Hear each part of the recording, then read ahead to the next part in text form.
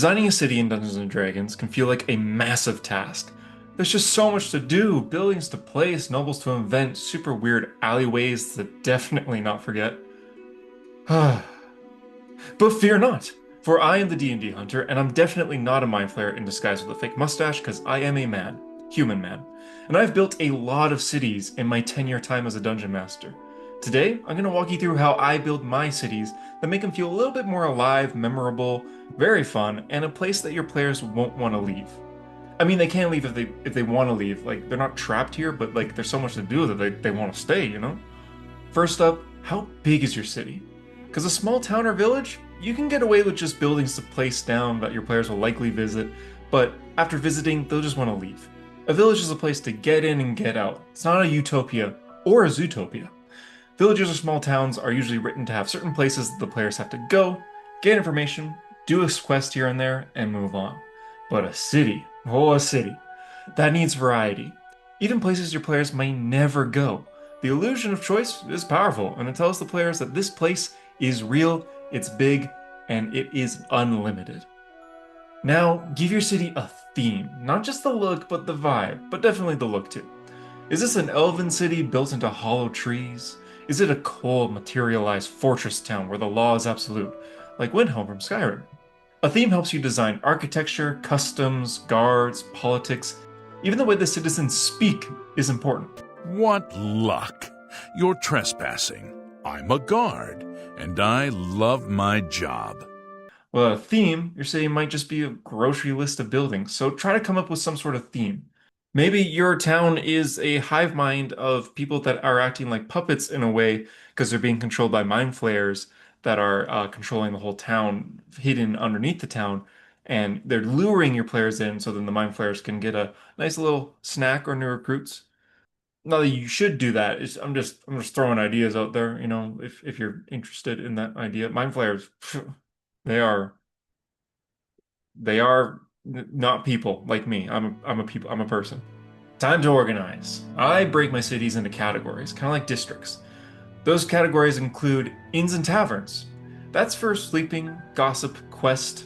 When it comes to nighttime, your players are going to want to look for a tavern to sleep in. And this is usually the place where they have the most opportunity to roleplay with each other and plan what they just experienced that day and what their plan is for the next day. Markets. They're essential. A market in town can have you shop for things like rations or rope. Maybe one suspicious fish vendor can be here. Maybe two suspicious fish vendors can be here. Maybe even three. Shopping district. Blacksmiths, tailors, potion sellers, and have at least one unique shop, like a magical pet store or a cursed antique dealer. Shops are almost always a guarantee area that your players will want to visit, so give each one some variety, because your players are going to want to go shopping. And when you write multiple cities throughout your campaign, try to make each city have different shops. You can still have every city have a blacksmith, but what makes each blacksmith unique? Look, you want I should upgrade her or not? Very well. I expect an improvement.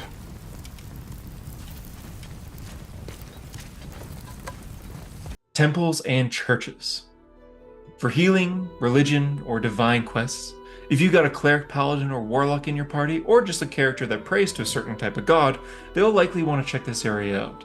And they'll definitely be interested if that temple in this city is related to the god they follow.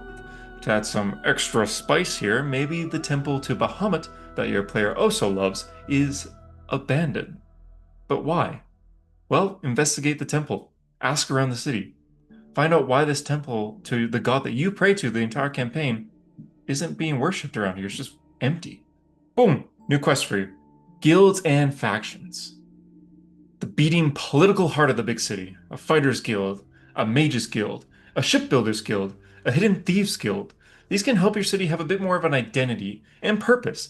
You can always have open recruitment spots for your players if they may be so interested.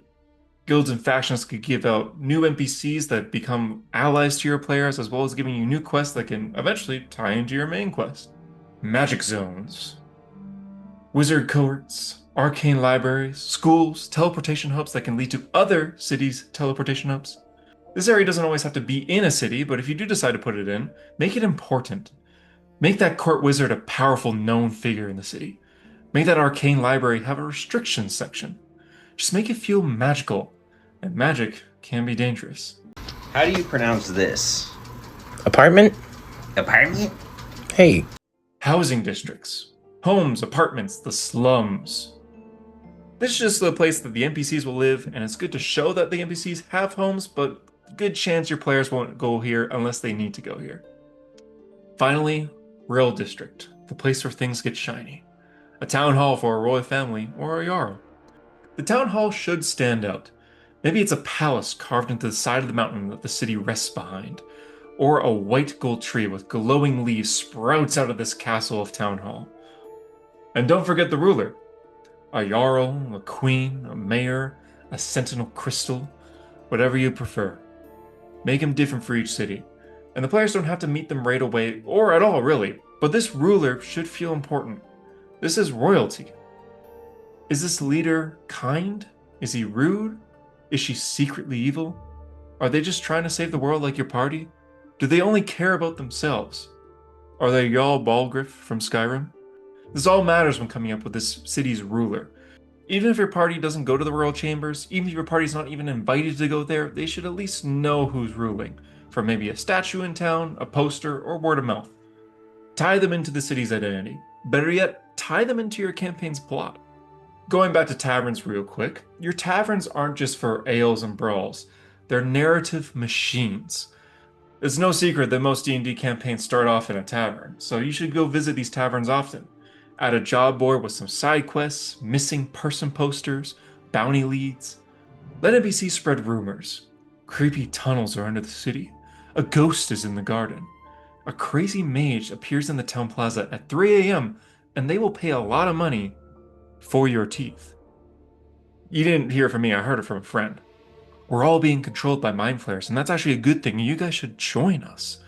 Because mind flayers are cool now. They're not scary monsters. I'll move on. Your city should feel alive. As your players wander, throw in random events or small encounters. Every chance you can. They walk out of the shop and see a chase scene just whip by them. Do they follow, or is that not their problem? A merchant is giving out free samples, but they might be cursed.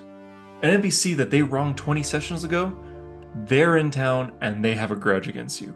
Especially the cleric. I don't know why, but maybe your cleric did something to this person. Returning NPCs can help make the city feel like home, or a place with consequences. A large city has an opportunity to meet new characters and reunite with them. My current campaign, we're in the 70s as far as session number goes, and we do quite long sessions often, so it feels more like we're in the 90s. So almost always, when they return to a city or enter a new one, there's going to be at least one character that they've encountered before. Good or bad. Cities should not be pit stops. They should be here for a while. Give the player side quests they want to do that's in the city. Don't make it just a shopping adventure, because that's for villages, and pillager. Guild politics, missing nobles, secret crime rings, underground monster fights. Make your city massive. Make it have the opportunity to choose. Let your players choose.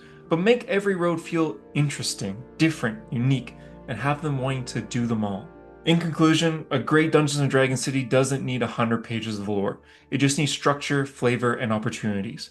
Remember, pick a theme, map it in the districts, make the ruler important, and keep it alive with encounters and interesting rumors with characters and NPCs that want to tell these players this. Lego City, the road rescue helicopter is low on fuel and needs to land.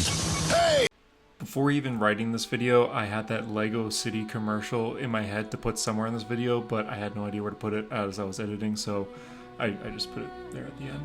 Hey! Thank you so much for watching. Just a quick reminder, I'm new to the D&D YouTube community, but I want to keep on growing and growing and growing. Thank you so much for subscribing and watching so far. I've grown quite a lot of audience, faster than I expected, but I'm happy to continue to grow.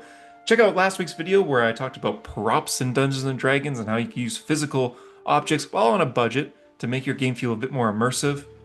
And if you want to hear me yap not about the game of Dungeons & Dragons, I talked about the video games and movies and TV shows upcoming in Dungeons & Dragons in my video right here. Subscribe for more Dungeons & Dragons world building tips and stuff like that. Thank you so much for subscribing. We're going to keep on growing. This is awesome. Thanks, guys.